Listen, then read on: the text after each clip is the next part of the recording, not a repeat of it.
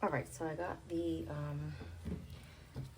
holes marked on the sides of each piece, and I stacked them on top of one another and used this pattern, and then went around with a Sharpie marker and then did this, you know, the sides. So now I am doing a stitching lines. It's about 2.5 millimeters. You don't want to be too far, she says. Thing with this is like a softer leather, so you have to hold close to the stitch line so that it doesn't ruch up. So that's what I'm doing. It seems to mark pretty well.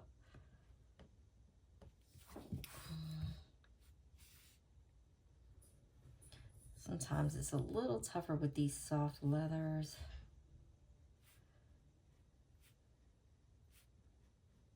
Especially around corners.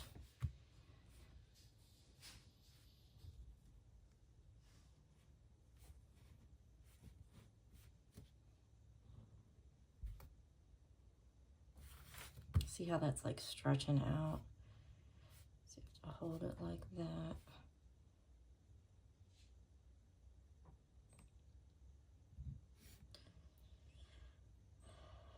Okay, I think that's good. See that. All right, so I'm going to do the other piece with the stitching line, and we're going to punch the holes. All right, so I have a progress update for you. Got all the holes punched, and you know what? Like, I didn't even need to do all these little dots around the edges because I used the chisels, and I used them with my press machine, which is over there. So it's okay. This is my first pair of moccasins, so that's all right. But anyway, so the holes are done, and I started stitching, and I should have showed you guys the beginning. Maybe I'll do that next time on how she secured this tail back here.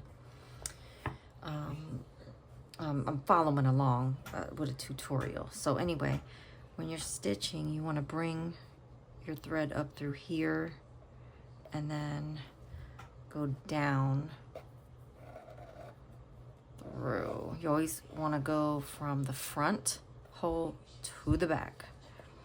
So, and then she said the very important thing is to pull tight, to use your thumb so you don't get a blister. And then, so I'm gonna come forward into the next hole on the other side. Just make sure that you're not getting your stitch, your thread mixed up with, like, you know, screwed up in the back. So you might want to stop every so often and just look. Okay, so I'm gonna keep on trucking, and I will come back in the end once I'm ready to end the stitch and figure out which style of moccasin I'm going to choose, because the course I bought, there's like 10 different styles you can do, and some of them are like the high boots. I ain't doing all that. I want just a pair of ankle moccasins, something fairly simple.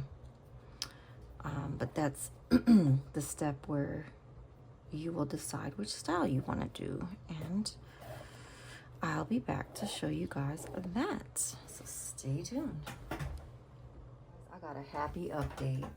So when all else fails, just follow damn instructions. This is actually coming together properly. I am so excited. I have chills. Oh, I just had to show you guys. Look at that. Oh my God, it's beautiful. So what I did was, I went back in and I used, I went back to the tutorial and I used a ruler that has millimeters and centimeters. And I measured, like the girl told me in the beginning, and I didn't listen.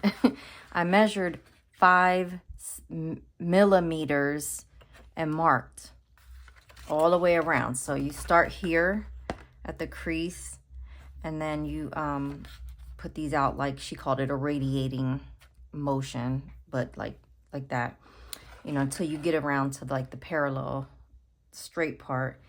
And it's just, these marks are all 5 millimeters. And then I flipped it over. The way I got these lines was I did the millimeters on here and then went around and then used the ruler to do the straight lines all the way to the edge. And then instead of doing the marker thing, like for when I make moccasins for myself in the future, if I make another pair, I'm not going to do the Sharpie marker on the side like I initially did. First of all, that's going to show. So whatever, it's my first pair. But instead, I actually used my scratching awl, and oh, sorry, God, here we go, bumping the camera. Ugh. I used this to poke the holes, and then I went, which I did it on this one. I went around, I put this on top of the leather that I cut. Sorry, this is not very organized. And then I just went around, boom, boom, boom, like marked the holes, like, you know, pressed them in. And then I used my press machine with the single stitching chisel, just the single one. And I just, because, you know, I can't, those are, if I do the ones that have 2 or more teeth on them, it's going to be 4 millimeters. And this has to be 5 millimeters. And believe me, that little millimeter makes a big difference. So then I went and then, you know, went around and pressed one at a time, pressed the holes. So I didn't do the holes on this yet because I wanted to see how this was going to come out before I put in a whole bunch of work if it didn't work out. I'm really pleased that it's working out, so stay tuned. They ain't the prettiest, and they're definitely not finished yet, but, y'all, why did I run out of thread? I'm so mad. So I refuse to undo this thread and redo it. So I'm going to find a way to tie this off really well and then just finish sewing. But I will show you. This is for my right foot. It does fit. And it looks like my foot. Look, check that out. Even got room for the bunion. Yep. That's gonna wear it real nice. Very excited. Alright guys, I have finally completed the annoying ass moccasins. Thank goodness. And knock this off my to-do list. It was quite a bit more challenging than I anticipated. So this was the first one that I made. Okay. It ended up with the pointy heel, which it's okay, but it's like, I do feel it a little bit under my heel. I think I probably could get used to it. It doesn't hurt or anything. This one was the one I just finished. I've been sitting on my desk and I just needed to really complete the heel portion. So now that point is not under the heel of my foot, so it's not bothering me as much. Like I can't feel it as much as this one. All in all, I am pleased with how they came out, ugly as they are. Come spring, I'm gonna rock these around the house because ooh, that leather feels good on my feet. Yes, it does. And maybe I'll even stretch them out enough to wear them with some socks. But I do like them. No, there's no soles on the bottom of them. Yeah, there's no soles. And I'm not going to put soles on them. These are strictly for around the house. But I'm glad they're done. I don't know if I'm going to make any more because it was a lot. But I did it, and I'm here to tell the tale.